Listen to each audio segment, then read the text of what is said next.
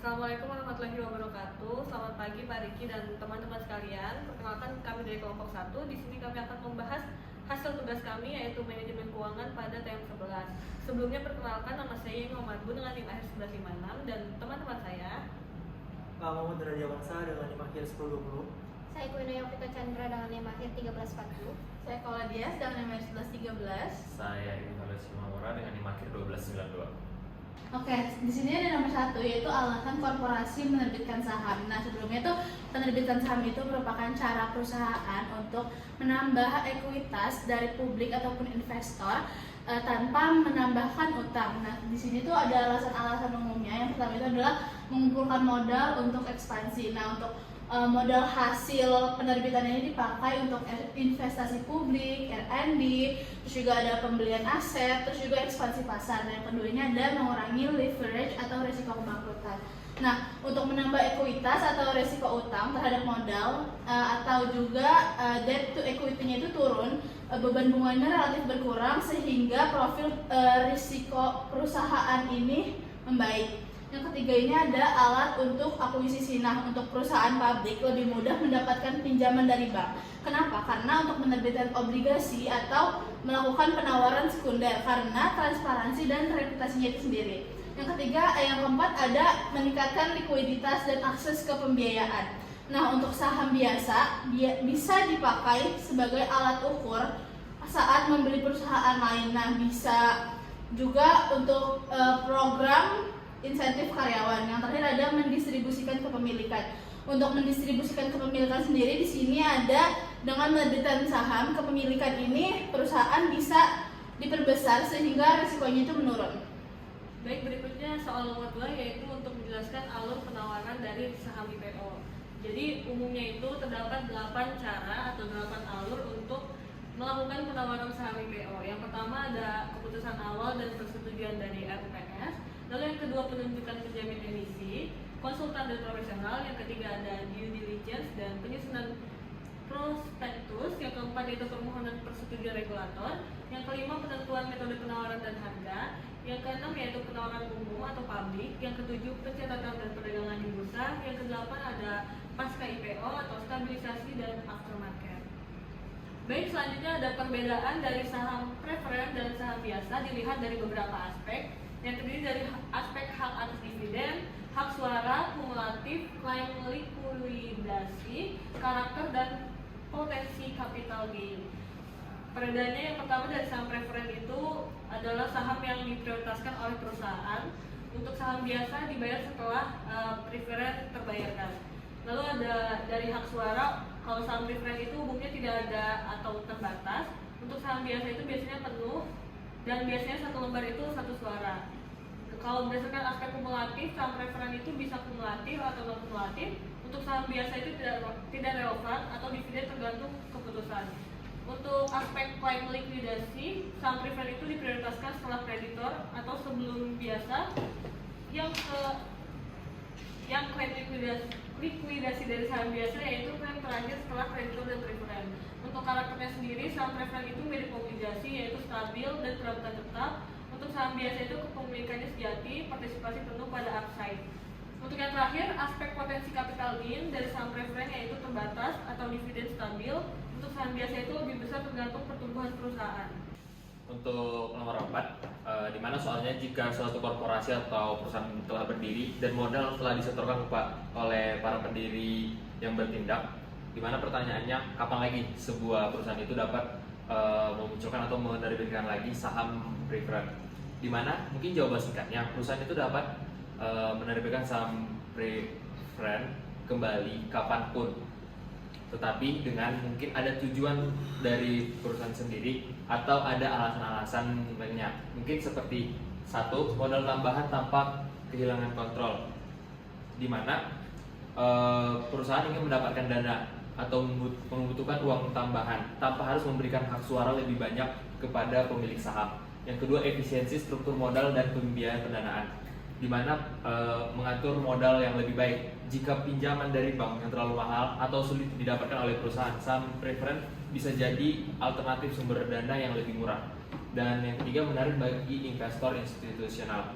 di mana saham preferen ini bisa menarik dengan mencari investor yang mencari pendapatan tetap seperti dana pensiunan. Terus yang keempat, rekonstruksi keuangan atau ganti uang, di mana perusahaan bisa menukar sebagian utang dan saham preferen untuk memperbaiki kondisi keuangan perusahaan. Yang kelima, memanfaatkan timing dan kondisi pasar, di mana jika kondisi pasar modal sedang bagus, perusahaan bisa mendapatkan dana lebih banyak dengan menerbitkan saham-saham preferen.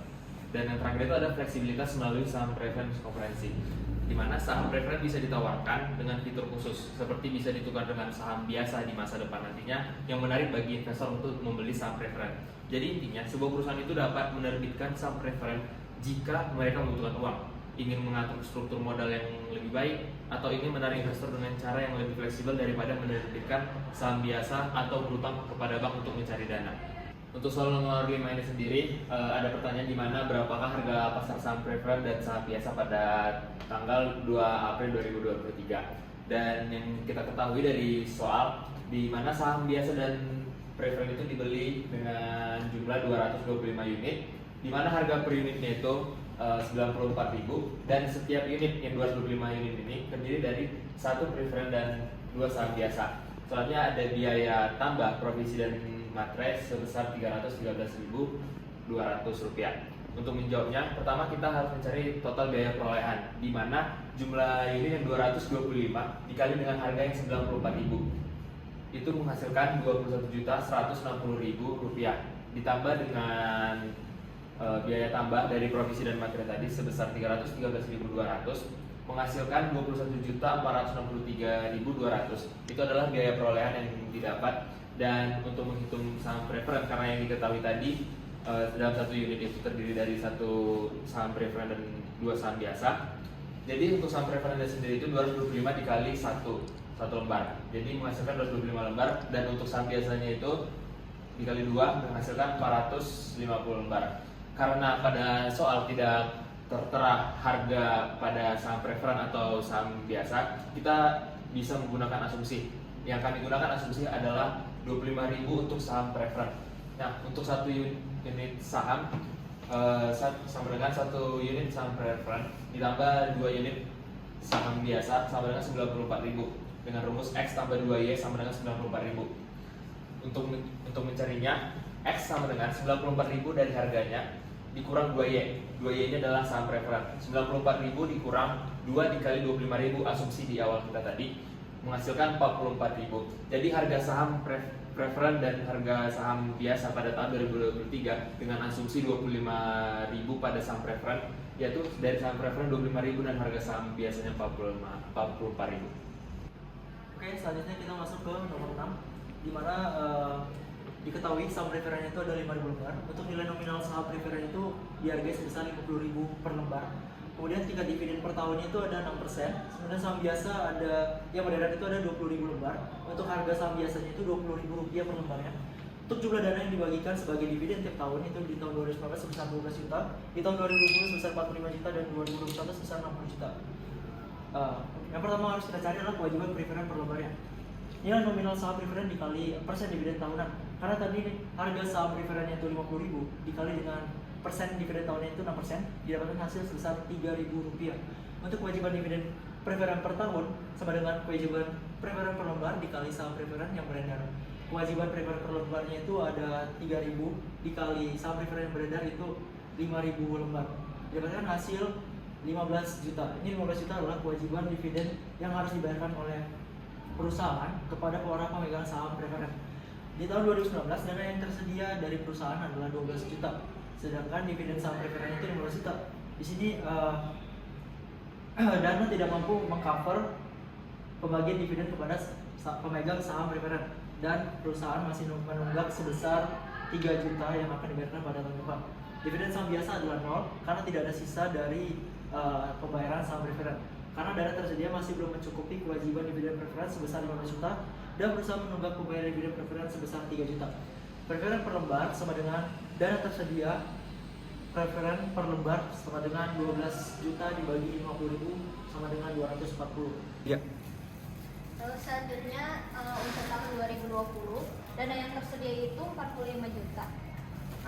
Pertama, dividen saham preferennya itu dikurangin sama tunjakan yang tahun lalu, yaitu 3 juta, jadi 42 juta. Lalu selanjutnya itu dividen saham preferen untuk tahun 2020-nya 40 juta tadi dikurang 15 juta, jadi 27 juta. Nah, untuk dividen saham biasanya itu hasil dari pengurangan tadi jadi 27 juta. Untuk dividen saham preferen per lembarnya itu 18 juta. Kenapa 18 juta? Itu yang tadi tunggakan ditambah sama yang tahun 2020 ini. Jadi 3 juta ditambah 15 juta, 18 juta dibagi 50.000 sama dengan 360 rupiah. Lalu untuk saham biasa per lembarnya itu 27 juta dibagi 20.000 sama dengan 1.350 rupiah. Lalu selanjutnya ada di tahun 2021 dana yang tersedia itu 60 juta. Dividen saham preferennya itu dikurang 15 juta jadi 45 juta. Lalu untuk dividen saham biasanya itu sisanya tadi jadi 45 juta. Dividen saham preferen per lembarnya itu 15 juta dibagi 50.000 sama dengan 300 rupiah. Lalu untuk dividen saham biasa per lembarnya itu 45 juta dibagi 20.000 sama dengan 2.250 rupiah. Oke, selanjutnya di sini ada kasus satu, yaitu PT Tirta Abadi, yaitu sebuah perusahaan yang memproduksi air mineral kemasan, yaitu ingin mendirikan pabrik baru. Untuk investasi terhadap pabrik baru ini menghabiskan dana sebesar 70 miliar. Nah, untuk EBIT-nya sendiri yang semula itu ada 14,6 miliar menjadi 21,5 miliar per tahun. Boleh di next, Kak? Oke, di sini pertanyaannya ada, sudah tepatkah perusahaan menambah modal dengan menjual saham? Nah, untuk keputusan menambah modal melalui penerbitan saham sebenarnya kurang tepat apabila tujuannya ini untuk meningkatkan EPS dan harga saham. Karena meskipun laba naik cukup besar, EPS ini tidak naik signifikan karena laba harus dibagi lebih banyak kepada pemegang saham. Nah, untuk alternatifnya sendiri yang mungkin lebih tepat ialah menggunakan dana pinjaman atau debt financing, atau lebih banyak menggunakan laba ditahan. Nah, sehingga kenaikan laba ini benar-benar dapat meningkatkan EPS pemegang saham lama. Di sini ada jumlah EPS sebelumnya itu 1.250 dan EPS-nya sudah. Nah, untuk perhitungan sebelum ekspansi laba di sini itu yang sudah disebutkan sebelumnya. Untuk EBIT-nya sendiri itu ada 14,6 miliar dibagi 1,1250. Nah, untuk jumlahnya di sini ada 11,68 juta lembar. Nah, setelah ekspansi laba yang sudah dijelaskan sebelumnya sebesar 21,5 miliar dibagi EPS sudah, yaitu ada 1.252 yang menghasilkan 17,17 juta lembar. Nah, jumlah saham ini bertambah cukup banyak sehingga meski laba ini meningkat 47%, yang bisa dibilang ini tinggi, dari 14,6 menjadi 21,5, tetapi EPS ini hampir tidak naik atau hanya naik sekitar Rp2 saja karena tergerus oleh bertambahnya jumlah saham. Pada kasus 2 ini ada tertera sebuah studi case di mana tentang analisis fundamental dan analisis sektor-sektor apa saja yang tetap berdiri pada pandemi COVID 2019 kemarin. Mungkin yang pertama ya, apa itu sih analisis fundamental, di mana menghitung nilai intriksi menggunakan data keuangan perusahaan. Mungkin simpelnya di mana kita mau tahu harga asli dari sebuah saham pada perusahaan dengan cara kita melihat laporan keuangan perusahaan. Kita hitung berapa nilai perusahaan sebenarnya berdasarkan keuntungan, utang, dan aset-aset dari perusahaan tersebut. Terus yang kedua, selama pandemi sektor mana aja sih yang tetap bertahan harga sahamnya dan stabil pada COVID-19? Kita membagi jadi 3 sektor. Yang pertama ada sektor consumer contohnya Indofood dan Unilever, di mana relatif stabil karena menjual produk kebutuhan pokok dan produk makanan dengan kebersihan dan permintaannya tidak menurun. Contohnya ada sektor telekomunikasi, contohnya ada Telkom Indonesia, Sarana Menara Nusantara, Excel, Google Meet, Zoom, dan telekomunikasi lainnya. Kenapa saham pada perusahaan-perusahaan ini tetap atau stabil gitu? Karena mengalami permintaan karena adanya kebijakan WFH atau work from home yang dilakukan oleh perusahaan, dan studi from home yang mendorong pelonjakan penggunaan data internet. Dan mungkin yang terakhir ada pada sektor kesehatan seperti Kimia Farma, Indo Farma, dan Hill Medicola Hermina, di mana pada saat COVID-19 itu masyarakat dituntut untuk hidup sehat dan mengkonsumsi vitamin-vitamin dan penggunaan masker yang sangat tinggi, di mana mengalami peningkatan karena kebutuhan obat-obatan serta layanan rumah sakit meningkat signifikan di tengah pandemi COVID-19. Ya. Lalu selanjutnya ada tugas kebijakan dividen 1. Untuk ini diketahui laba bersih tahun 2018 itu sama dengan 1 miliar. Lalu 50% dari laba yang dibagikan, yaitu total dana dividennya itu jadi 500 juta. Terus ada jumlah saham beredarnya itu 500 ribu lembar. Harga pasar saham sebelum buyback itu 12.000 dan harga buyback saham itu 13.045 rupiah. Lalu cash dividennya itu 2.000 rupiah per lembar. Nah, untuk EPS, apa itu EPS? EPS itu laba bersih yang diperoleh perusahaan dan dialokasikan kepada para pemegang saham. Jadi EPS sebelum itu laba bersih dibagi jumlah saham beredar sama dengan 1 miliar tadi dibagi 500.000 sama dengan 2.000. Lalu untuk PR-nya itu yaitu analisis yang digunakan para investor buat mengukur apakah perusahaan aman untuk diinvestasikan. Ada rumusnya itu harga saham dibagi EPS. Jadi 12.000 dibagi 2.000 sama dengan 6. PR-nya kita dapat 6. Lalu yang kedua ada EPS setelah kebijakan buyback-nya. Jadi jumlah saham buyback-nya itu 500 juta. Laba yang dibagikan itu 500 juta dibagi harga buyback saham 13.045 sama dengan kita dapatkan sama dengan 38.328,86. Lalu dibulatkan jadi dibulatkan menjadi 38.328. Lalu saham beredar setelah buybacknya itu dari jumlah saham beredar dibagi yang jumlah saham buyback sama dengan 461.672. Jadi didapatkan EPS barunya itu 1 triliun. 1 miliar. Ulang dari awal kah? Ya ampun. Oke, kemudian kita lanjut ke tugas kebijakan dividen 2.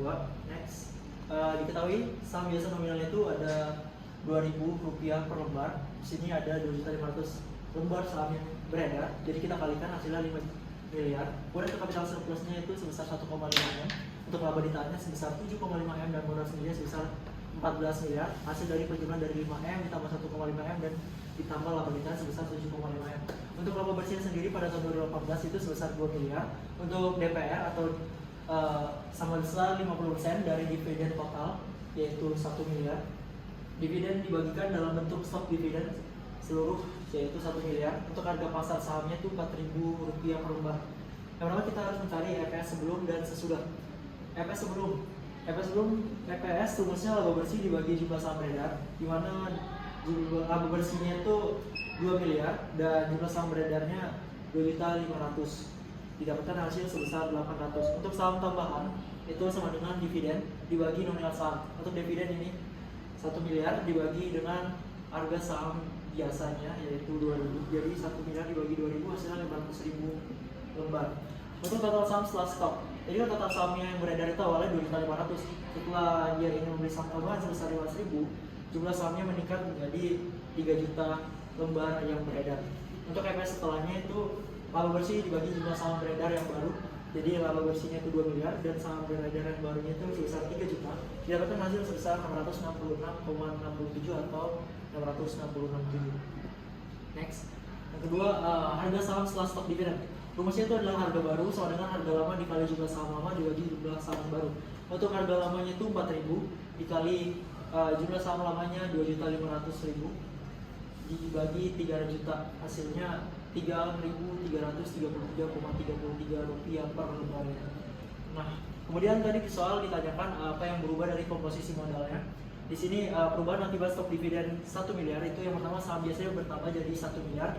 Karena tadi saham biasanya kan 2.500.000, terus bertambah menjadi 1 miliar karena ini berubah menjadi 300 dikali 2.000 hasilnya 1M. Untuk laba ditahannya berkurang menjadi 6.500.000 juta. Untuk kapitalisasi surplusnya tetap 1,5M. Untuk total modal sendiri tetap 14M karena tidak ada uang yang keluar dari perusahaan karena uangnya berputar-putar di situ aja. Next.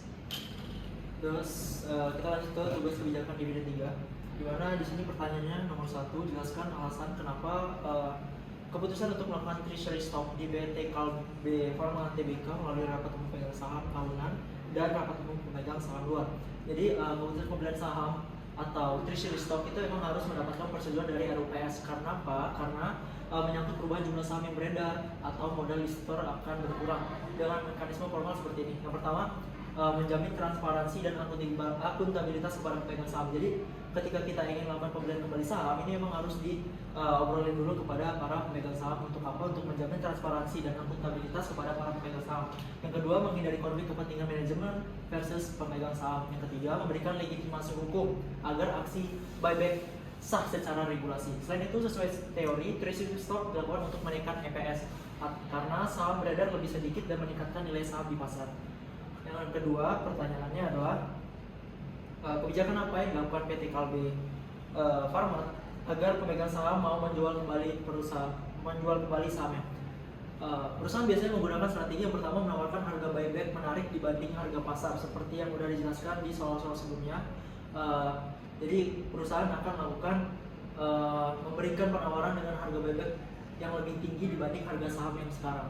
Kedua, memberikan keyakinan bahwa buyback akan memaksimalkan nilai perusahaan. Yang ketiga, memberikan sinyal bahwa perusahaan akan memiliki fundamental yang kuat atau internal cash flow yang sehat sehingga investor tidak khawatir menjual sahamnya. Ini sejalan dengan materi treasury stock, mengurangi saham beredar. Dengan demikian, semakin sedikit saham yang beredar, maka dampaknya akan menaikkan pendapatan saham. Jika pendapatan per saham naik, maka nilai saham akan naik pula. Next, nomor 3 pertanyaannya adalah, di saat kondisi internal keuangan perseroan menguat, apakah PT Kalbe Pharma mengambil kebijakan treasury stock sudah tepat? Berikan penjelasannya. Menurut kelompok kami sudah tepat karena saat kondisi internal keuangan kuat atau likuiditas lagi tinggi-tingginya dan laba yang lagi stabil, akses pembiayaan eksternal baik, perusahaan bisa melakukan buyback tanpa mengganggu operasional. Buyback juga yang pertama mengembalikan kelebihan kas kepada pemegang saham. Yang kedua, mengurangi risiko idle cash yang tidak produktif. Yang ketiga, menjadi sinyal positif bahwa manajemen yakin saham perusahaan undervalue di pasar. Yang keempat, menjaga rasio keuangan atau ROE, EPS dan ROA-nya tetap optimal karena jumlah saham berkurang. Yang kelima, Kalbe Pharma menetapkan DPR sebesar 51%, artinya lebih dari separuh laba dibagikan. Bentar, kayaknya salah itu.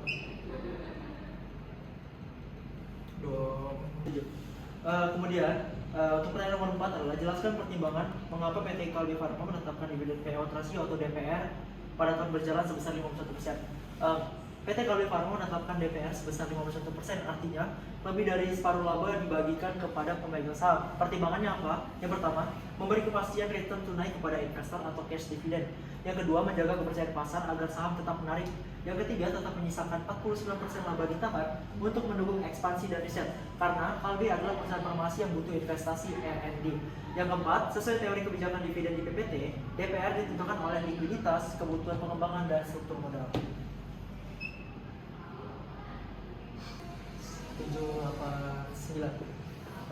Sekian presentasi dari kelompok kami mengenai materi TM 11 manajemen keuangan. Lebih dan kurangnya kami mohon maaf. Saya akhiri, wassalamualaikum warahmatullahi wabarakatuh.